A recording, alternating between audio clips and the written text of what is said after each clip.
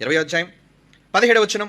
ఆయన సమాధిని గెలిచిన తర్వాత యేసు ఆమెతో ఇంకను తండ్రి యొద్దకు ఎక్కిపోలేదు, తండ్రి ఉన్నాడు పైన, నేను ఎక్కడున్నాను, నన్ను లేపాడు మృతుల్లో నుంచి ఆయనే, ఇవన్నీ మీకు తెలుసు. ఏమండి, తండ్రి యొద్దకు ఎక్కిపోలేదు కనుక నన్ను ముట్టుకోవద్దు, అయితే నా సహోదరుల యొద్దకు వెళ్ళి. యేసుప్రభు మిగతా వాళ్ళతో ఏమన్నాడు? ఈయన దేవుడైతే మిగతా వాళ్ళు ఏమని పిలాలి?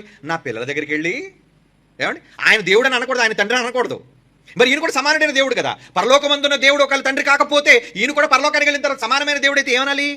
నేను కూడా దేవుడుగా ఉండేటకు వెళ్ళబోతున్నాను, నేను కూడా యెహోవా అయిన దేవుడి దగ్గరికి వెళ్ళి ఆయన దగ్గర కూర్చోబోతున్నాను అని అనాలి. కానీ ఏమంటున్నాడు? ఇదిగో నేను తండ్రి యొద్దకు ఎక్కిపోవచ్చున్నాను, అయితే నువ్వేం చేయాలి? ముట్టుకోవద్దు. నా సహోదరులు. వీళ్ళందరూ ఎవరు చెప్పండి?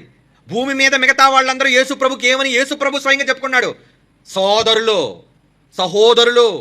నేను ఎలాగైతే తండ్రి కొడుకునో వాళ్ళు కూడా నాకు తమ్ముళ్ళు, వాళ్ళు కూడా తండ్రికి పిల్లలు, నా సహోదరులు వాళ్ళు. తండ్రి యేసు ప్రభు దేవుడైతే వాళ్ళ సహోదరులకు ఎందుకు చూస్తున్నాడు చెప్పండి? మళ్ళీ అదే తండ్రి అన్నాడు ఎప్పుడైనా మీరందరూ నా సోదరులని? తండ్రి అయిన దేవుడు ఎక్కడైనా బైబిల్లో అన్నాడా మీరు నా సోదరులు అని? యేసు అన్నాడు కానీ ఎక్కడ తండ్రి అయిన దేవుడు భూమి మీద ఉన్న వాళ్ళు నా సోదరులు అనలేదు. ఒకడు భూమి మీదకి రెండవ రాకడా, ఈ రెండవ రాకడలో ఏమని సంబోధిస్తున్నాడు చూడండి. 34వ వచనం. అప్పుడు రాజు తన కుడివైపు ఉన్న వారిని చూచి, నా తండ్రి చేత ఆశీర్వదింపబడిన వాళ్ళారా. అంటే పరలోకంలో తండ్రి ఉన్నాడు, ఆయన మిమ్మల్ని అందరిని ఆశీర్వదించాడు. నా తండ్రి అంటాడు చూడండి, నా తండ్రి.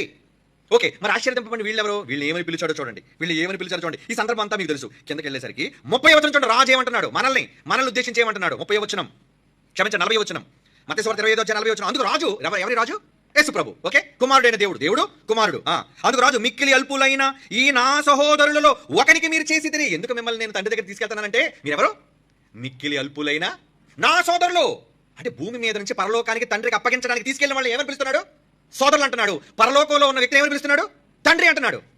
అంటే తిరిగి లేవక ముందు కానీ తిరిగి లేచిన తరువాత కానీ తండ్రే. కుమారుడు యేసు ప్రభు